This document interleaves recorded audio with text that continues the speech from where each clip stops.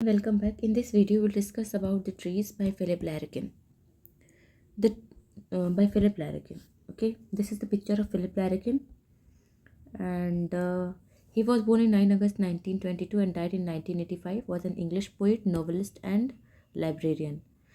His first book of poetry, The North Ship, was published in 1945, followed by two novels, Still 1946, A Girl in Winter in 1947. This is a short introduction about the writer. Here is the poetry.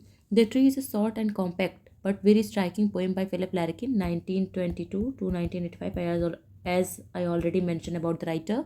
It was published in the volume of his poem, The Less Deceived. ये याद रखने वाली बात है कि इनकी जो less deceived एक पोएम का वॉल्यूम था उसमें इसको पब्लिश किया गया था 1955 में. And like many poems published in collection, The Tree deals with the theme of growing age and ultimate death of human beings. इसकी जो थीम है ना, इसमें ह्यूमन बीइंग की जो बढ़ती हुई उम्र है उससे ज़्यादा इसको डील किया गया है.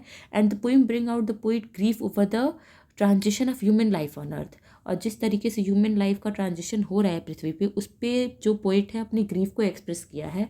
So this is the first stanza of the poem. This is the very first stanza. After यहाँ पे मिसिंग है. After the trees are coming into leaf, like something almost being sad, the recent bud relax and spread. Their greenness is kind of a grief.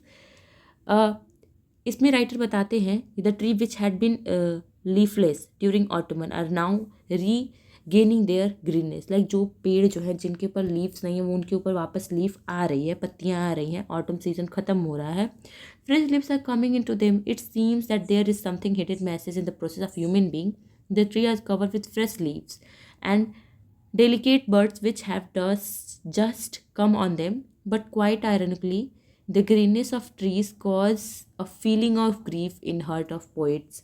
Like उनके ऊपर पत्तियाँ तो आ रही हैं, ये थोड़ा रिलैक्स भी है, ये स्प्रेड उनके ऊपर रिलैक्स स्प्रेड कर रहा है, लेकिन इनकी जो ग्रीननेस है इस काइंड ऑफ ग्रीफ ऑल्सो, ये एक दुख का कारण भी है. और यहाँ पे इनके दुख का कारण ये है कि it is that they born again now we grow old.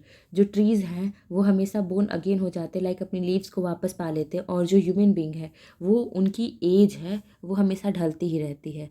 नहीं, लेकिन ऐसा नहीं है, पेड़ भी मरते हैं. आगे राइटर बोलता है कि ऐसा नहीं है कि सिर्फ हमेशा ये यंग ही रहते हैं, ये भी इनकी भी डेथ होती है. There early trick of looking new is written down in ring of green. The rebirth of leaves every year is nothing but a clever trick which they adopt to look new. But with the passing of the year, they appear is a ring. Like पेड़ के stem जब होते, जब उसको काटा जाता है तो उसके अंदर एक स्टेम होता है, सॉरी रिंग होती है. रिंग हमेशा बनती रहती है. एंड जब जैसे जैसे पेड़ बूढ़े होते जाते हैं वैसे वैसे उस रिंग की जो साइज़ होती है वो धीरे धीरे ख़त्म होती चली जाती है. The written down of rings of grain every year appear a ring of wood inside their trunk. The ring disclose their actual age.